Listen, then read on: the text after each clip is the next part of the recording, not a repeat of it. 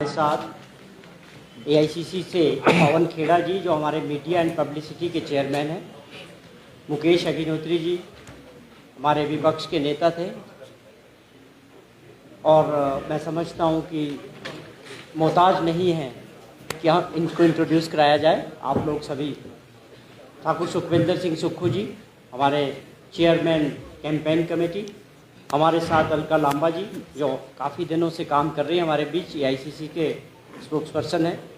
अनीस अहमद जी बहुत senior leader है Congress party के, पहले भी हिमाचल प्रदेश में सह प्रभारी रह चुके हैं और अब ये वॉर रूम के अध्यक्ष इंचार्ज के रूप में हमारे बीच अपनी सेवा देंगे। मैं आप सभी का भी स्वागत करता हूं और इस प्रेस वार्ता को शुरू करने के लिए जो आज हमारा खास तौर पे जयराम सरकार का जो 5 साल का कार्यकाल रहा उसके खिलाफ कांग्रेस पार्टी ने जो एक चार्जशीट तैयार की कि कौन से ऐसे कारनामे इस सरकार के 5 वर्ष में इनके हर मंत्रालयों में एक कांग्रेस पार्टी ने उस पर काम किया था। राजेश धर्मानी जी की अध्यक्षता में एक कमेटी बनाई गई थी। आज राजेश धर्मानी जी खुद चुनाव में लड़ रहे हैं घुमारवीं से और व्यवस्था होने के कारण आज हमारे बीच नहीं आ सके, लेकिन हमारे बीच पवन खेड़ा जी है और हमारे 2 सीनियर लीडर्स प्रदेश के आए हैं और एक पूरी प्रेस वार्ता को आगे बढ़ाएंगे। मैं पहले खेड़ा साहब से रिक्वेस्ट करूंगा, एक पोस्टर रिलीज होगा। पहले हम एक पोस्टर एक फोटो आप प्लीज पोस्टर अपना हाँ जी हाँ एक वो बोला उठाइए, सॉरी, धन्यवाद। हाँ। नीचे कर यूं कर दें।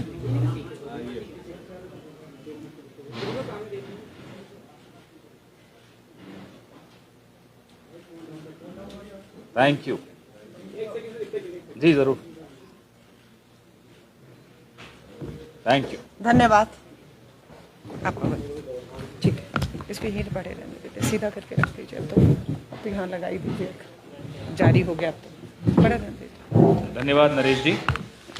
मेरे साथी मुकेश अग्निहोत्री जी, सुखविंदर सिंह सुक्खू जी, अलका जी, अनीस अहमद जी, नरेश जी तो हमारे डिपार्टमेंट के शान है। यहाँ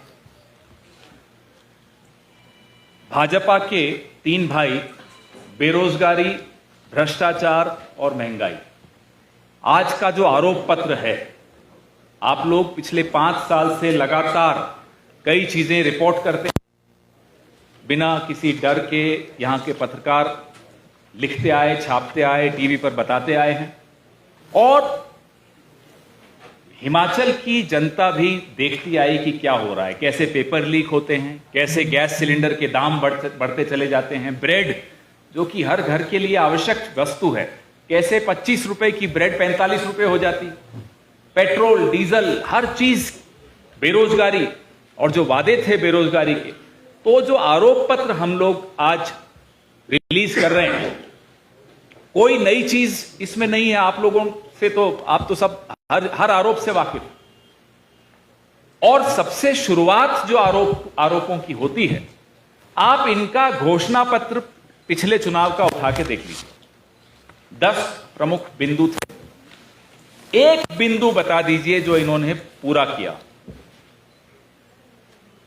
अगर इनके जुमलों पर और इनके घोटालों पर जीएसटी लगा दें तो हिमाचल पर जो 72,000 करोड़ का लोन हो गया ना, वो उतर जाए। सिर्फ उस पर जीएसटी लगाते हैं, जो ये झूठ बोलते हैं, जो ये जुमले देते हैं और जो घोटाले होते हैं। अब पेपर लीक, नौजवानों के भविष्य के साथ जो खिलवाड़ हुआ है, वो पुलिस का इम्तिहान हो, वो और कोई इम्तिहान हो, पेपर लीक में भाजपा के जितने भी राज्य हैं इस देश में आपस में प्रतियोगिता होती है। गुजरात में 22 पेपर लीक हुए पिछले 8 सालों। मैं अभी मुकेश भाई से नीचे बात कर रहा था तो उन्होंने कहा यहां भी वही स्थिति। तो जो सरकार देश की युवा पीढ़ी के भविष्य के साथ खिलवाड़ करने में बिल्कुल न शर्माए और फिर उसके बाद भी वोट मांगने फिर आ जाए, आप बताइए ऐसी सरकार को कोई माफ करेगा क्या? ये जो आरोप पत्र है, हमारा हिमाचल प्रदेश के नौजवानों से, महिलाओं से, उद्यमियों से, सेब बागान के किसानों से वादा है कि इन आरोपों पर कठोर से कठोर कार्रवाई की जाएगी, किसी को बख्शा नहीं जाएगा। बिना किसी लाग लपेट के किसी को माफ नहीं किया जाएगा। ये कांग्रेस पार्टी की तरफ से आश्वासन मान लीजिए, वादा मान लीजिए, वचन मान लीजिए। ज्यादा समय नहीं लूंगा क्योंकि हमारे दोनों भाइयों को भी जाना है रैलीज में। मैं मुकेश अग्निहोत्री जी से आग्रह करूंगा कि आगे की बात को बढ़ाएं। हिमाचल प्रदेश की जयराम सरकार, सबसे बड़ा आरोप जयराम सरकार पे ये है कि ये देवभूमि है और देवभूमि में पहली दफा ये हुआ है कि नौकरियां बेची गई हैं। यहाँ पे मुख्यमंत्री हुए, किसी को कहा गया कि वो उन्होंने हिमाचल निर्माता हिमाचल बनाया था, कोई आधुनिक हिमाचल के निर्माता बने, कोई सड़कों वाले मुख्यमंत्री बने, कोई पानी वाले मुख्यमंत्री बने, लेकिन जयराम इतिहास में नौकरियां बेचने वाले मुख्यमंत्री के तौर पे अब दर्ज किए जाएंगे। और आप देखिए कि पुलिस की भर्ती हुई, पुलिस की भर्ती में 6-6 लाख रुपया लोगों ने 8-8 लाख रुपया सिपाही की भर्ती के लिए दिया। और सिपाही भर्ती होने के लिए हिमाचल प्रदेश में पहली दफा पैसे का लेन देन हुआ। आज भी 225 लोग पेपर खरीदने वाले जेल की सलाखों के पीछे बंद हैं, जबकि पेपर बेचने वाले या तो सचिवालय में बैठे हैं या पुलिस मुख्यालय में बैठे हैं। उसके बाद पंप ऑपरेटरों के पोस्टें जो हैं 4-4 लाख रुपए में बिक गई। FIRs हुई, FIRs पे कोई काम नहीं हुआ। चहेतों को नौकरियां दी गई, मेरिट का गला घोंटा गया और प्रदेश के लगभग 14 लाख बेरोजगारों के साथ इन्होंने धोखा किया है। और अपने लोगों को सबऑर्डिनेट सिलेक्शन बोर्ड में भी अलग कमरों में पर्चे दिलवाए गए। पब्लिक सर्विस कमीशन में जो है के माध्यम से भर्तियां हुई नहीं। अपनी मनमर्जी से अपने चहेतों को नौकरियों पे रख दिया गया और हमने फैसला किया है, जैसे ही कांग्रेस की सरकार बनती है हिमाचल प्रदेश में, भर्तियों के मामले में कमीशन ऑफ इंक्वायरी बिठाई जाएगी। और ये हिमाचल प्रदेश के साथ बहुत बड़ा फ्रेम हुआ है, धोखा हुआ है, हिमाचल के युवाओं के साथ धोखा हुआ है। गैर हिमाचलियों को नौकरियां दी गई, सारे जेईस जो है बाहर से भर दिए गए, 2 हलकों में नौकरियां दी गई और उन हलकों में जो है बिना कायदे कानून से अभी IPH के ड्राइवर लगाए गए।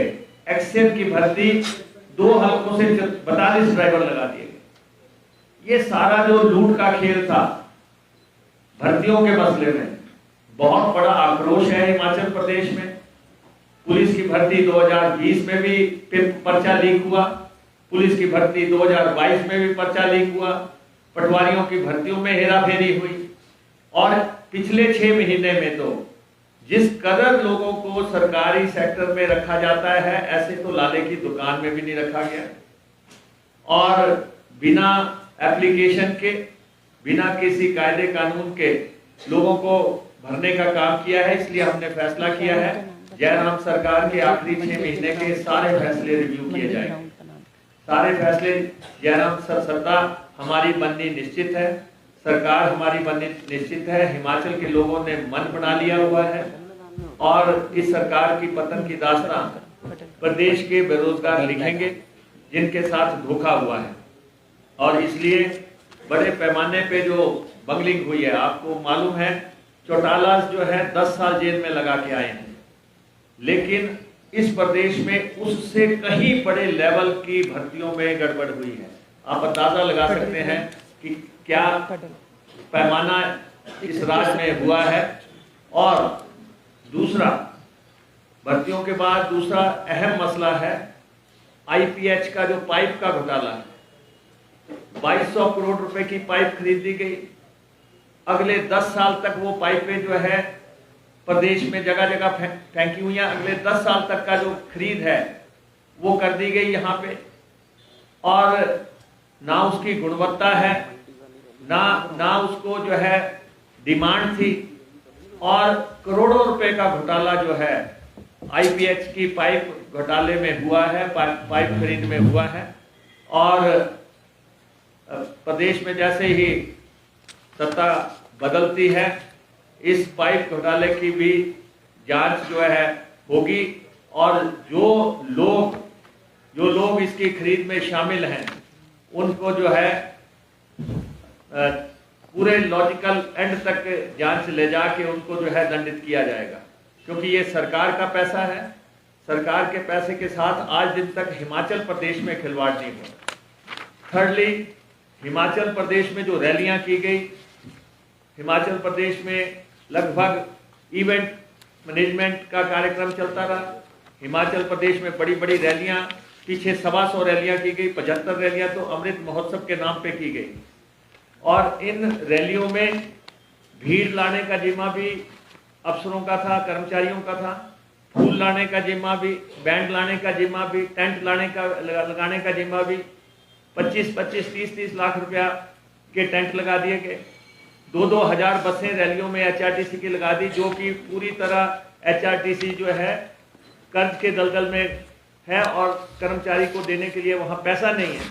और वहां पे 3-3, 4-4 दिन रूट से बसें हटा के वहां पे ये काम चलता रहा। और इसलिए जिस तरीके से ये रैलियों पे खर्चा हुआ है, लगभग 500 करोड़ रुपया प्रधानमंत्री जी की रैलियां हुई, दूसरे नेताओं की रैलियां हुई, केंद्रीय मंत्रियों की रैलियां हुई, और जयराम जी की रैलियां हुई। 500 करोड़ रुपया इन रैलियों पे खर्च कर दिया गया। और कोई समझ आता है कि किसी ने कोई मंच लगाना है या कोई माइक लगाना है तो उसमें सरकार का सहयोग हो जाए, लेकिन इतने बड़े पैमाने पे अभी करोड़ों के बिल जो है डिप्टी कमिश्नर्स के पेंडिंग हैं हर तरफ से। और ये जो 500 करोड़ रुपए की रैलियां हिमाचल प्रदेश में की गई, जिसमें 18-18 करोड़ रुपए के भी टेंट लगे, जिसमें 25-25, 35-35 लाख रुपए के टेंट तो हर जगह लगाए गए। ये जो बिल है सरकार बनने के बाद ये भारतीय जनता पार्टी को भेजा जाएगा। ये ऐसा दोहन जो है रिसोर्सेज को इस बुरे तरीके से इस्तेमाल किसी भी सरकार ने आज दिन तक नहीं किया। और फोर्थली, हिमाचल प्रदेश में ये डबल इंजन की सरकार कहते रहे। डबल इंजन की सरकार ने हिमाचल प्रदेश को 72-74 हजार करोड़ रुपए के कर्जे में धकेल दिया। हर चौथे दिन कर्जे लेते रहे। 9 दफा प्रधानमंत्री को हिमाचल बुला के एक भी बार उनसे कोई मांग नहीं मनवा सके।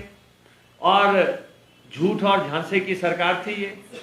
लगातार झूठ बोला गया और लगातार लोन लिया जाता रहा। और अंततः हिमाचल प्रदेश के सारे मुख्यमंत्रियों ने जितना कर्जा लिया उतना अकेले जयराम जी ने लिया। तो ये तौर तरीका हिमाचल प्रदेश में चलता रहा। और खरीद हुई तो सिर्फ हेलीकॉप्टरों की खरीद हुई, जो कि हेलीकॉप्टरों का जो पटे का मामला है ये भी अंडर स्क्रूटनी रहेगा कि 4-4 हेलीकॉप्टर खरीद दिए, पटे पे ले लिए, और बुलेट प्रूफ गाड़ियां खरीद ली, आलीशान गाड़ियां खरीद ली, और प्रदेश में रिसोर्स जनरेशन के लिए कोई कदम नहीं उठाया गया, फजूल खर्ची के लिए कोई कदम नहीं उठाया गया।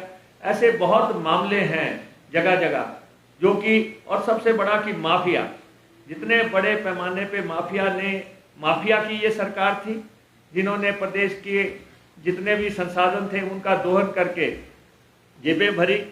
प्रदेश सरकार को कहीं भी कोई रॉयल्टी नहीं आई, ना रेत से कोई रॉयल्टी आई, ना बजरी से कोई रॉयल्टी आई, ना शराब के ठेके पिछले 5 साल से नीलाम नहीं किए गए, जिससे 2000 करोड़ रुपए का सीधा सीधा नुकसान प्रदेश के एक्सचेकर को हुआ है।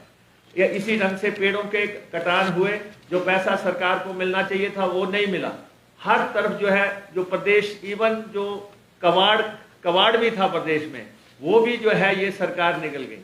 तो कुल मिला के इस ढंग से शासन चलाया गया, जिससे कि प्रदेश में जो है संसाधनों की लूट हुई, पैसे की बर्बादी हुई। और जैसे ही कांग्रेस की सरकार आएगी, सबसे पहले तो जो सबसे बड़ा धोखा बेरोजगारों से हुआ, उसमें कमीशन ऑफ इंक्वायरी बिठा के जांच करवाने का फैसला है पार्टी का।